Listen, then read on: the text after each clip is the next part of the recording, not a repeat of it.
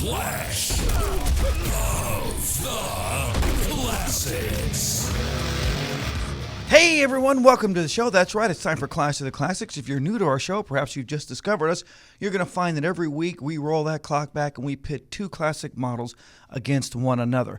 We go head-to-head with styling, powertrain, we look at some design features, then we vote on the car that we like best, and then obviously we invite you to join us and let us know which car you prefer. These battles are fueled by National Parts Depot for the finest in classic car restoration parts. You got to check them out at npdlink.com. All right, today it's the 1955 MG TF 1500 battling that 1955 Morgan Quick. And Spence, this is going to be some fun stuff. In fact, I thought about you during this, and I'll tell you why in a little bit. But I want to start with the MG, Ken. To me, this is, I guess, the best way to describe this car is it's an everyone digs it kind of car. I mean, how can you not like this? It's got the open air kind of look. It's a real summery, sporty kind of feel. Kind of handles cool. It's just a cool car. Yeah, I dig him. I had one. I had to dig it. Why are we not, Jim? Why are we not surprised with that? He's had one of everything. There's one of every single car ever. But I mean, it is a cool car. Yes, it is. But, you know, how did it get here? Where did it come from? Basically, it started out with the TC in 1945. They started importing them into the United States. And that was a really kind of a crude car. The suspensions, had leaf spring front suspensions, but it was a cool-looking car, much higher wheels. Then in 1950, they brought out the TD, which basically ran on the TC driveline. And that handled beautifully. That had independent front suspension. Was actually the sliding pillars suspension. We talked about that in the past. Someday you may want to go back to that again. It's very interesting. But people were disappointed with the performance of it, and it came out, I think it was called an XPAG, upgraded engine that performed much better. Well, in 1954, when they brought out the TF model, that was the engine that went into the 1954. Later in that year, then they also came out with the 1500cc engine that became what we see in the 1955, and that's why it's called a TF 1500.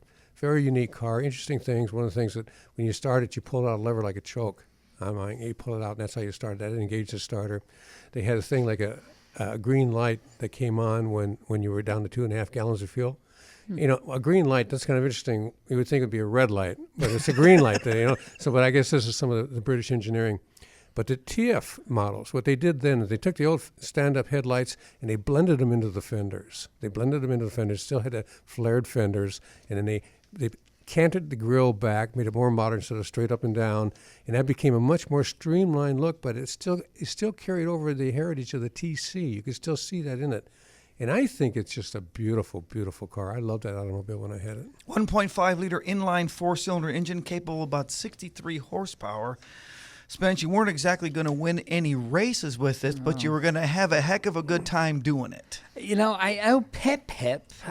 These are just a little fancy. I don't know. Maybe a little too British for me. There's something about it. Interesting. In 1955, that's when McDonald's first kicked in. When they first started up was 55. Okay. And the polio vaccine. I thought it would have been much earlier than that, but that was 1955. I thought McDonald's was 53, but maybe yeah, that's when they started launching as a franchise, and 55 was also. But I know you guys like this, right? It's I like it. It's cute. Yeah. And that's what bothers me. I think it's cute. I don't like cute. Ken, original MSRP on this car, $1995, just under $2,000. What's the car worth today? Yeah, they're coming up in the low 40s now for a nice car. They're really all of a sudden taking off. Yeah. Well, but I can get used to it. Okay, we got them. But if you would have bought gold at $35 an ounce, it's now $1,290 an ounce. Jim, we haven't heard from you. What do you think of this little guy? I like these cars. They're real fun. They're fun. It's like a go-kart, a big go-kart. Kenny probably had tons of fun in his. You go left and right, it's going to have a good time. Before I go any further, I want to tell you whether you're looking for simple replacement parts, you need restoration parts.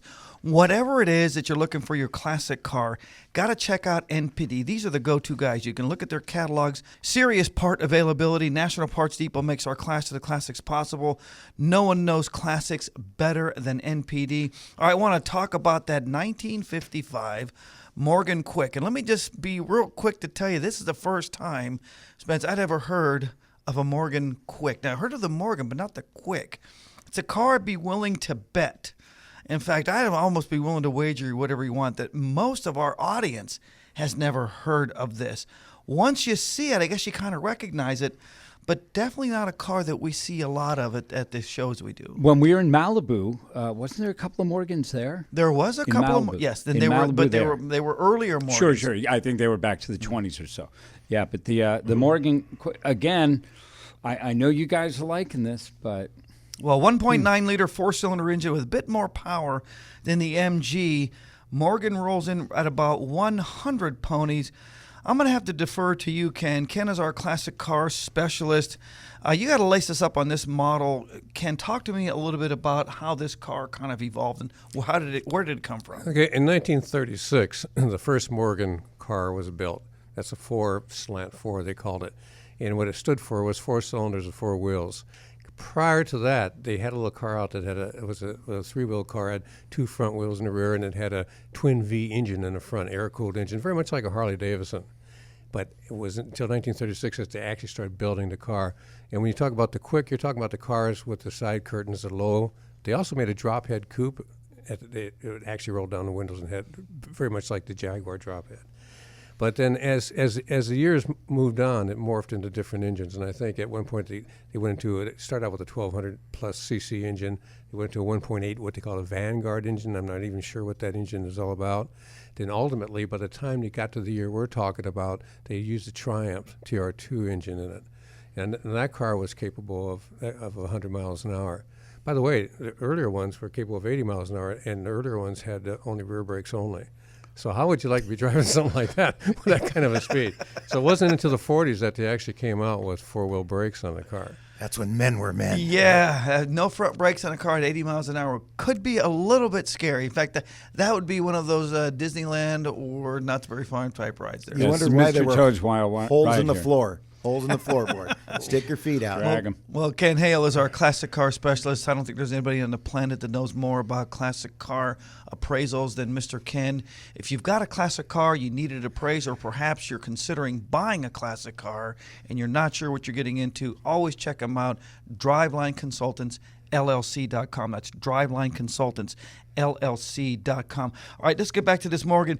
The MSRP a bit higher than the MG Ken. In fact, it originally sold for about $2,500, $2,499 was the actual number on it. What's it worth today? Well, okay, now there's 2 of them. There's the Plus, which has a Triumph engine. In 1955, they brought out a Series 2, which had a little 38 horsepower, 100E Ford motor. And that car is about $25,000. The Plus is about $46,000. So there's a big difference between them. Then the following year, they came out with all aluminum body with a TR3 engine, and these cars are very, very fast. And then I forgot, what did you tell me or what did you tell us that the little MG was worth? It's in the low 40s. Okay, so about this, pretty close to the same. Okay, going to go with you, Spence. First of all, who do you like and why? I think I'm going to go with the Quick, just because Jonathan Quick is a goalie for the Kings. I just don't like these cars that much, so that's why I want the Quick. Go. Okay, cool. So we got one Morgan, Ken. Well, I've got a soft spot for the 1500. I owned one. I like the car. I'd have to go with that. Okay, Mr. Jim. Morgan. Okay, so we got 2 Morgans and we got 2 MGs. So we're going to need you to break this up for us, folks. Go to our website, horsepoweronline.com, or visit us on our Facebook page. Let us know which car you like. If you got a classic ride, you're in the middle of a classic build, just considering getting into classic car restoration, do yourself a favor, visit NPD anytime, 24 hours a day, npdlink.com. That is all the time that we've got. It has been a blast hanging out with you guys today. If you're an iPhone user, here's what we want to do. We want to get you over to the App Store. Download that new Horsepower for an Hour app. If you're an Android user, same thing. Hit the Google Play Store and get the app there. Either way, it's been a blast hanging out with everybody. Tune in next time when we bring you another episode of Horsepower for an Hour, for we are your ultimate stop in automotive radio. For Donnie, Spence, Jim, and Ken, be safe, everyone. We'll see you next week. I would walk 10